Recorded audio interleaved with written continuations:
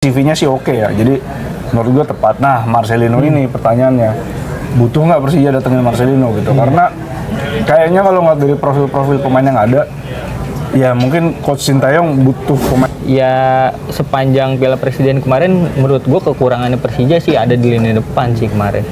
Malah yang golin kayak winger-winger ya Witan gitu kan.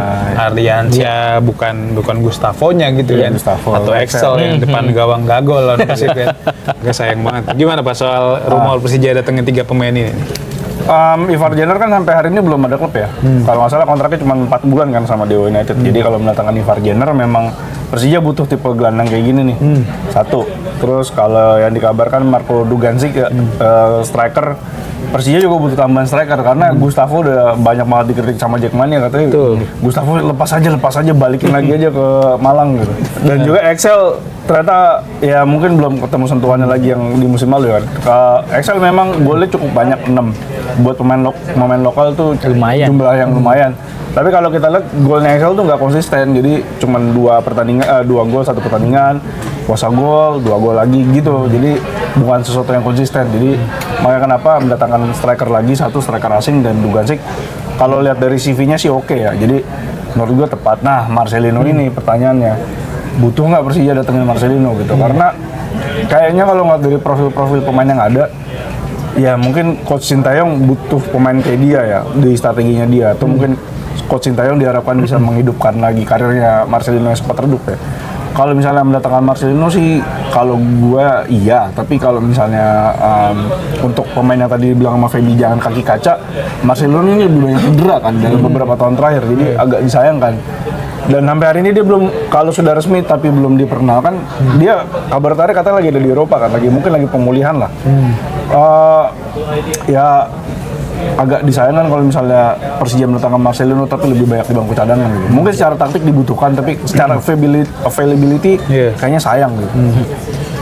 Dan juga sekarang kan banyak ya akun-akun abroad lah ya, kayak melakukan penolakan lah ya ketika ada pemain diaspora atau pemain keturunan atau bahkan pemain Indonesia yang berkarir di luar negeri terus pulang ke Indonesia tuh kayak dulu ngapain sih ke Indonesia gitu kan. Apalagi juga mereka semakin yakin sama argumen dia dengan ucapan Coach Justin juga bilang katanya ya ada baiknya lu jadi main aja di Eropa nggak apa-apa, cuma main jadi bangku cadangan atau main beberapa menit, tapi kan lu merasakan atmosfer main di Eropa ya ketimbang lu main di Indonesia juga level kompetisinya nggak ada gitu. Itu maksudnya ada beberapa orang yang menilai seperti itu kan. Nah tapi kita tahu juga kan pemain-pemain Indonesia juga ya performanya atau kualitasnya nggak sebaik yang kita kira kan. Ya pemain Indonesia ya tire-nya bukan tire A, mungkin kayak siapa misal kalau dari Belanda misal kayak Pascal Struijk gitu kan. Pascal Struijk juga bukan tire A lah, dia masih bisa masuk ya minimal tire B karena dia di Brighton, tim yang dia masuk kompetisi antar klub Eropa nggak sih? Masuk ya? Itu tim oke lah. Tapi kan kayak Eja Ijas, Kevin Dix juga bisa masuk tier B atau tier C lah. Tapi kan kalau pemain kayak Ragnar, Sandy Walsh itu kan mereka bukan pemain yang benar-benar wah gitu ya. Dan terbukti ketika Sandy Walsh belum memutuskan hengkang ke Yokohama pun di Cafe Mechelen juga udah nggak pernah main tuh. Udah lama banget nggak main, akhirnya dipindah ke Yokohama. Di Yokohama juga mentok kan, Yokohama juga kesulitan dapat menit tampil, akhirnya baru bisa bangkit di Buriram kan, sebelum akhirnya sekarang pindah ke Persib Bandung di bursa transfer musim panas 2026. Nah lu melihat kepindahan ini kalau misal jadi ya, Ivar Jenner dan Marcelino ke Persija, lu melihat seperti apa? Apakah memang udah waktunya mereka pulang ke Indonesia atau udah lu selagi masih bisa main di Eropa aja gitu? Kalau gue sih nggak setuju dengan anggapan liga kita tuh kurang bagus gue yakin liga kita tuh udah makin kesini tuh makin bagus lah gitu. Persaingannya juga antar klub juga susah diprediksi juga kan Bur.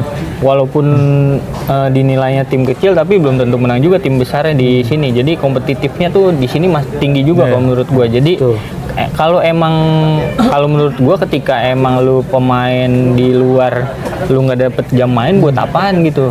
Dan ketika emang lu harus main ke Indonesia, lu juga harus pilih klub yang bagus juga dengan kualitas bagus juga, dan dilihat juga ada main di kompetisi luarnya nggak sih selain Liga Super League kayak gitu. Jadi pemain-pemain juga harus ada pertimbangan kayak gitu juga.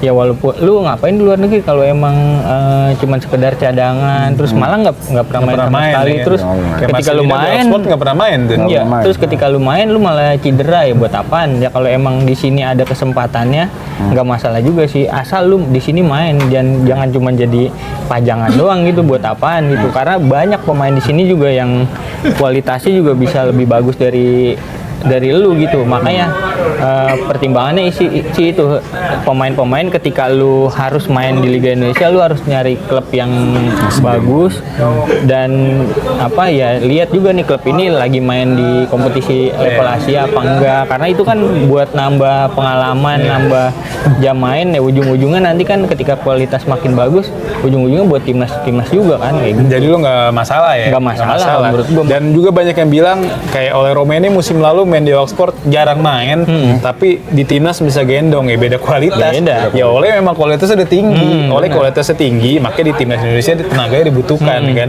Terus juga pokoknya ada anggapan kayak gitulah. Nah di tempat Ole berarti pesaingnya Ole juga kan kualitasnya lebih tinggi lagi. Tinggi juga, dan Ole juga sebenarnya kompetitif juga kan, maksudnya di Oxford masih dapat menit tampil lah, walaupun nggak jadi starter, tapi paling nggak masih main 30 menit.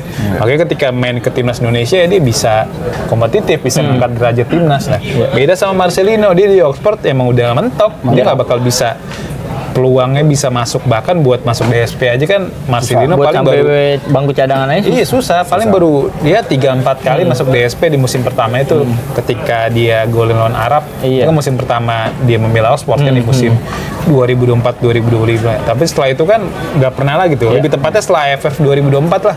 Marcelino nggak pernah masuk DSP lagi tuh kan. Malah kalaupun main paling di Oxford United 2-1 ya. Jadi ya beda. Kalau misalnya lu bandingin Ole main di Oxford terus di timnas gendong, karena sejak awal atau sebelum Ole main di timnas pun nih pemainnya memang udah kualitas kan. Kita lo di FC Emmen juga dia bisa golin 12 gol di Eredivisie. Jadi memang pemain yang ya anomali lah ketimbang pemain di depan timnas Indonesia lainnya. Bahkan ketimbang Milena Jonathans pun masih bagusan Ole, walaupun Milena sekarang main di Utrecht, balik ke Utrecht lagi ya. Ya levelnya masih tinggian Ole lah ketimbang Miliano. Lo gimana pas soal balik ya Ivar dan Marcelino nih kalau benar dia gabung ke Persija? Lalu balik lagi, pemain yang dibutuhkan adalah menit bermain. Mau dia misalnya main di klub sekelas Barcelona tapi nggak pernah main, kemampuannya nggak akan berkembang gitu. Taruhlah misalnya dulu ada back Ukraina namanya Dimitrov Kirginski. Dia jago nih di Ukraina, masuk dari Shakhtar Donetsk, taruh di Barcelona, dibeli Barcelona cuma main 1-2 kali, abis itu bayar cadangan. Setelah dia keluar dari Barcelona kan kemampuannya menurun, akhirnya dia nggak pernah main gitu. Jadi sementara apapun, taruhlah Manchester City misalnya, Tijani Reinders sekarang lagi pengen cabut kan, karena Tijani Reinders sadar kalau dia cuma jadi cadangan di Manchester City. Emang sih dia main sekali 2 kali, masih bisa megang piala, dapat medali, tapi kan menit bermainnya kurang, kemampuannya turun. Di timnas Belanda pun udah kepake kan. Timnas Belanda pun udah terancam, pemain andalan gitu. Bahkan ya makanya di Milan dia jadi andalan kan. Makanya itu pentingnya buat pemain adalah menit bermain. Kalau misalnya klub luar nggak bisa ngasih menit bermain, tapi klub Indonesia bisa, kenapa enggak gitu? Beberapa hari yang lalu Rafael Strijk tuh ada di salah satu senior lah, dia bilang salah satu laga paling susah itu adalah tandang di Liga Indonesia, dia bilang. Berarti kan memang levelnya kompetitif nih untuk ukuran Indonesia tentunya ya, bukan untuk ukuran Eropa gitu.